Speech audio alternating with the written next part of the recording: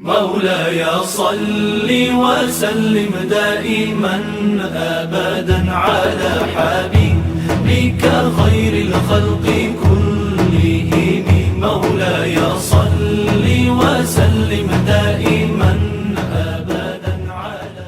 Bismillahirrahmanirrahim. Assalamualaikum warahmatullahi wabarakatuh.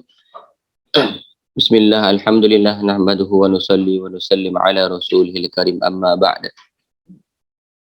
Qala mu'allif rahimahullah ta'ala, nafa'ana Allah bihi wa bi'ulubihi fid darain, amin. Bismillahirrahmanirrahim. Hari ini kita akan masuk kepada fasal menjelaskan tentang fi adadi raka'atis solat, bilangan rakaat di dalam solat. Ini sangat umum lah.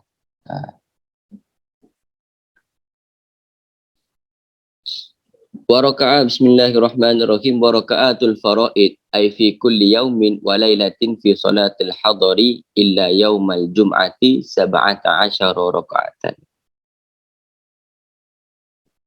Ada berapa? Sehari ada berapa rakaat?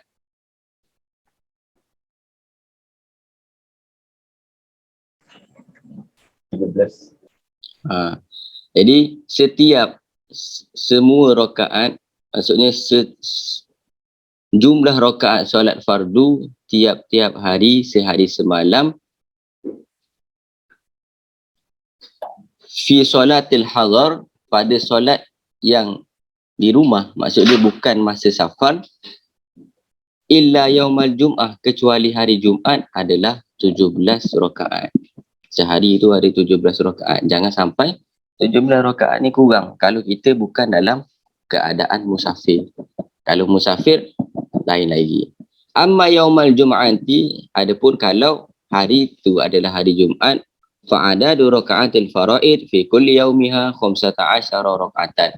Kalau hari Jumaat, yang 17 tu dia jadi 15 sebab sembahyang Jumaat. Faham? Maksudnya kena komplit. Amma adadu raka'atis salatis safar fi kulli yaumin lil qasir fa 11 raka'atan. Kalau bilangan rakaat orang yang musafir yang dia ini solat dia tu dia buat solat jamak kosor, solat kosor, maka solat dia adalah bilangan rakaat dia adalah 11 rakaat. Tahu kan kosor? Kosor ni dia yang 4 jadi 2. Dia jadi setengah. Kalau Nazmi, kalau maghrib jadi berapa?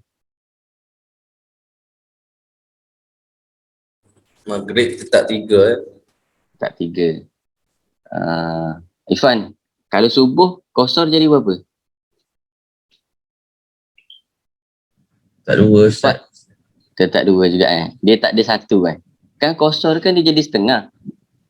4 Zuhur 4 jadi 2, Asar 4 jadi 2, Isyak 4 jadi 2, subuh tak 1. Tak. Confirm, yakin. Kalau 1 tu apa? Kalau 1 solat apa? Serakaat. Witir. Nazmi laju sekarang ni. Bukan boleh jawab 11 yang membatalkan solat, bagus dah sekarang. Kemudian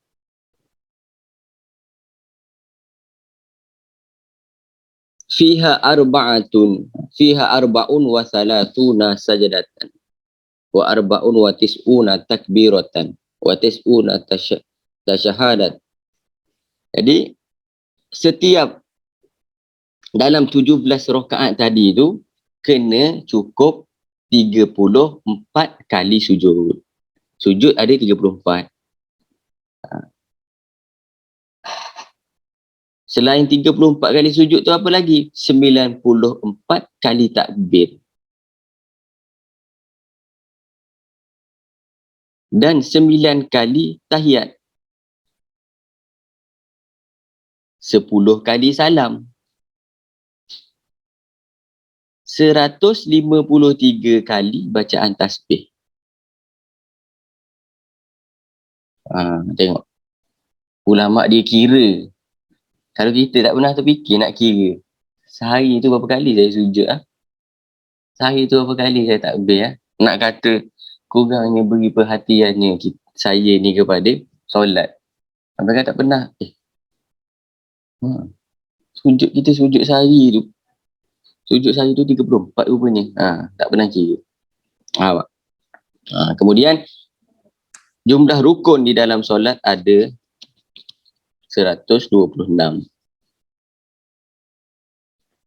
Dalam solat subuh ada 30 rukun. Dalam maghrib ada 42 rukun. Dan dalam solat yang memiliki 4 rakaat ada 54 rukun. Kenapa dia jadi banyak? Cuma tinggal kali je. 18 tu kali.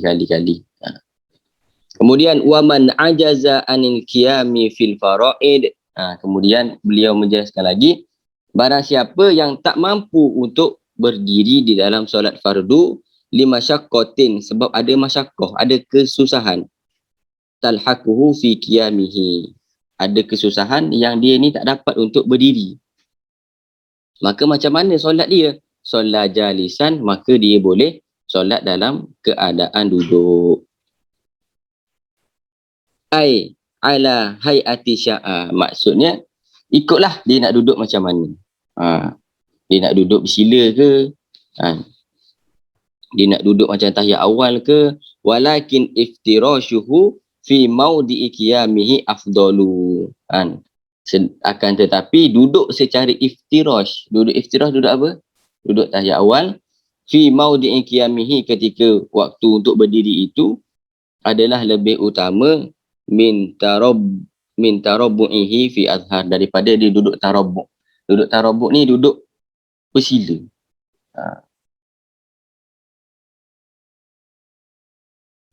Kalau contoh dia tak boleh berdiri kan, nak solat duduk yang macam mana yang paling utama? Nak duduk bersila ke nak duduk tahiyat awal? Duduk tahiyat awal tu lebih afdal.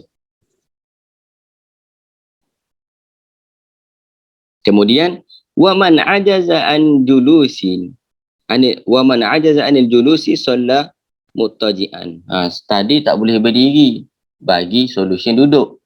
Sekarang dia tak boleh duduk pula, macam mana? Kalau orang yang tak mampu untuk duduk, maka dia solat dalam keadaan muttaji'an. Muttaji'an ni tidur, yang ni sebelah ni dekat bumi. Maksud dia macam mana? Tidur bukan badan ni dekat bawah, tetapi yang tepi. Tidur miring. Tidur mengiring. Tidur miring. Kemudian faman ajaza anil ittija'i, kemudian kita dah bagi solution dia untuk tidur miring, tadi tu dia pun tak mampu. Fa in ajaza an ittija'i, dia tidur miring pun dia tak mampu, solat mustalqiyan, maka dia boleh solat dengan tidur macam kita tidur kat atas katil tau. Tidur badan kat atas. Tidur terlentang orang panggil. Tidur baring. Tidur berbaring.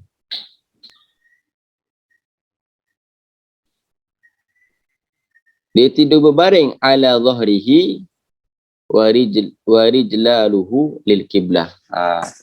Badan dia ni ke atas. Kedua kaki dia pergi mana? Ke arah kiblat. Kalau dia tidur berbaring tu. Jadi kaki dia dekat kiblat. Okay, kita dah bagi solution dia untuk tidur baring, tak boleh. Kemudian dia tidur miring, dia tak boleh juga, dia tidur berbaring. Kemudian tidur berbaring pun, fa in ajaza an dzalika kullihi au ma'ahu bi tarfihi wa nawa bi qalbihi. Jika dia dah tak mampu dah untuk buat tidur miring pun dia tak mampu, duduk dia tak mampu, tidur miring pun dia tak mampu, tidur baring pun dia tak mampu, maka dia solat dengan isyarat kelipan mata dia.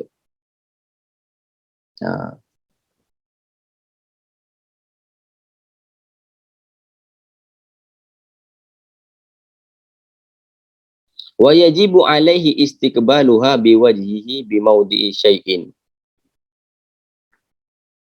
Wajib bagi orang yang solat dalam keadaan tidur miring ini untuk menghadap kepada untuk wajah dia menghadap ke arah kiblat. Dengan cara dia macam mana? Letakkan sesuatu di bawah kepala.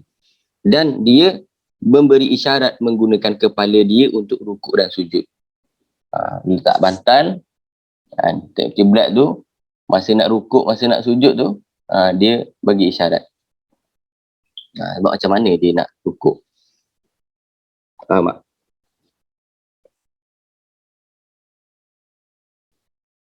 Fa'in ajaza anil ima'i bi ra'sihi aw ma'a bi ajfa'ihi. Kalau tak mampu nak beri isyarat dengan kepala, tadi yang dia solat duduk tidur miring tadi tu, dia kan beri isyarat dulu dengan kepala dia. Sebab kepala dia tinggi kan. Allahu Akbar, rukuk. Sami Allah liman hamidah. Allahu Akbar. Subhana rabbiyal a'la wa bihamdihi. Allahu Akbar. Rabbi fili warhamni. Allahu Akbar. Subhana rabbiyal a'la wa bihamdihi. Allahu Akbar. Dia isyarat dengan kepala macam tu. Kemudian fa in ajaza anil ima'i bi ra'sihi. Sekarang tadi kita dah suruh dia untuk berisyarat pakai guna kepala. Kemudian dia tak mampu pula. Kalau dia tak mampu isyarat dengan kepala, maka dia isyarat dengan kelipan mata.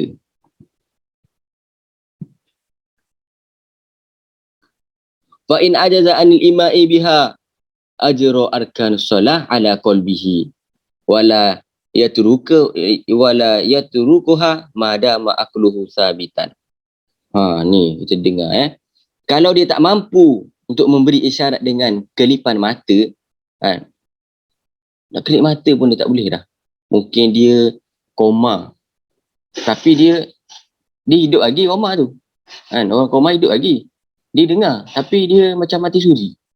Mati suri ni macam dia tu hidup lagi, tapi orang cakap dengan dia tu, dia tak boleh nak memberi respon.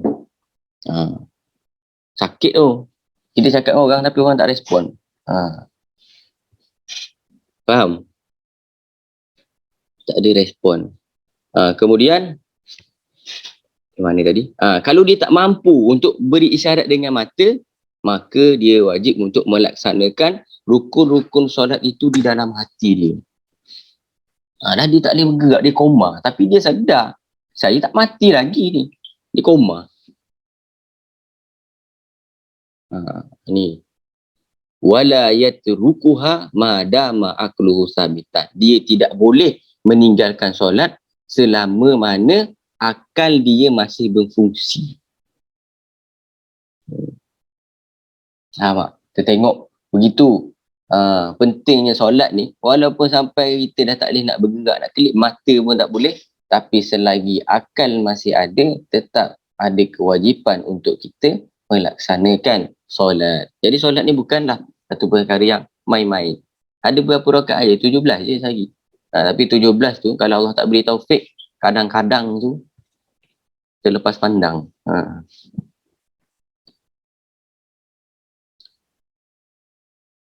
Wal musalli qa'idan la qada'a alaihi wala yang kusu ajruhu li'annahu ma'dzurun. Orang yang sembahyang dalam keadaan duduk, tidak ada kewajipan baginya untuk mengkodok solat yang dia solat dalam keadaan duduk tu. Dan pahalanya tak berkurang kerana ia dalam keadaan ada halangan. Berbeza dengan solat sunat.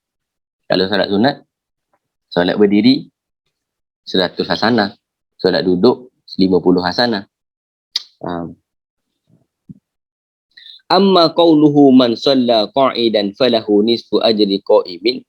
Orang yang solat dengan duduk, maka ia mendapatkan pahala solat orang yang berdiri. Dan barang siapa yang solat dalam keadaan duduk, barang siapa yang solat dengan duduk, maka ia mendapatkan sebahagian pahala orang yang solat berdiri. Dan orang yang solat dalam keadaan tidur, ia berbaring, dia mendapatkan pahala solat daripada orang yang solat dalam, dia dapat setengah daripada pahala orang yang solat dalam keadaan duduk. Maka wahamulun ala nafli indal kudrati, maka diarahkan untuk solat sunat dalam keadaan untuk diarahkan solat sunat tu lebih afdalnya berdiri. Faham? Sebab solat sunat ni kalau dia dipotong-potong-potong pahala dia. Kalau solat fardu dia tak potong. Contoh, solat sunat kalau berdiri 100 hasanah. Lepas tu kita sembahyang duduk. Contoh letih sangat dah, ngantuk sangat dah ni, tapi saya tak boleh nak tinggalkan witir. Kalau saya tinggalkan witir macam saya kena tinggal dengan dia. Contoh jadi macam mana. Lepas tu solat juga dalam keadaan duduk.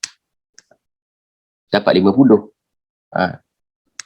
Jadi 50 kan. Lepas tu hari ni banyak sangat kerja.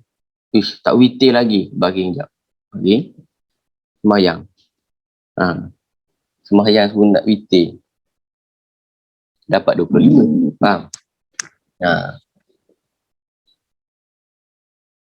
Macam tu solat sunat lah. Kalau solat sunat dia dipotong-potong macam tu. Dia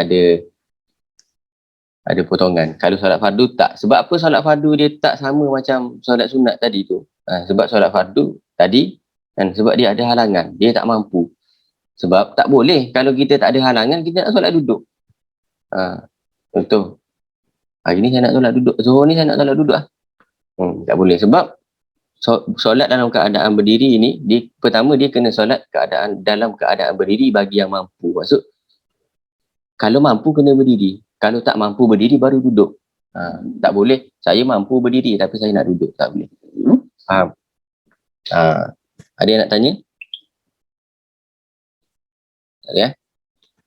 Faham Maulaya salli wa sallim daiman abada ala habibika khairil khalqi kullihim huwal habibul ladzi turja syafa'atuhu fi kulli hawlin minal ahwali muqtahimin ya rabbi bil mustafa balligh maqasidana اغفر لنا ما مضى يا واسع الكرم يا أرحم الراحمين يا أرحم الراحمين يا أرحم الراحمين فرج على المسلمين بسم الله الرحمن الرحيم يا ربنا اعترفنا بأننا اقترفنا وأننا أسرفنا على لظى أسرفنا فتب علينا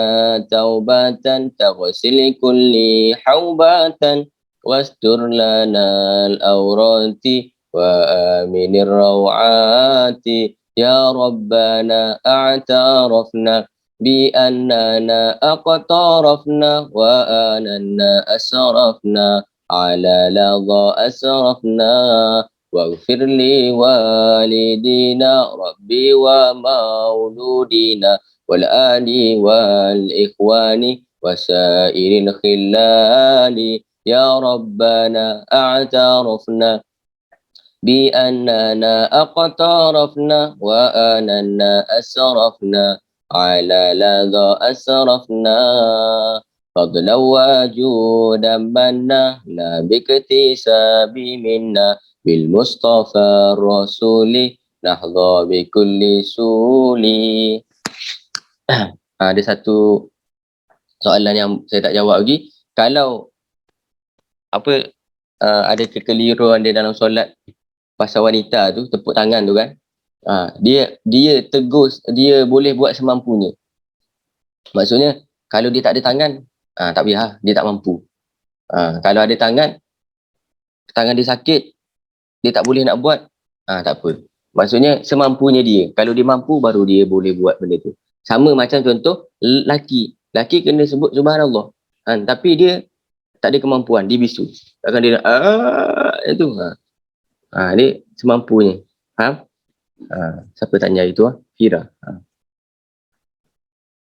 Okey, wabillahi taufiq wal hidayah. Assalamualaikum warahmatullahi wabarakatuh. Waalaikumsalam warahmatullahi wabarakatuh. Sekali lagi, pagi.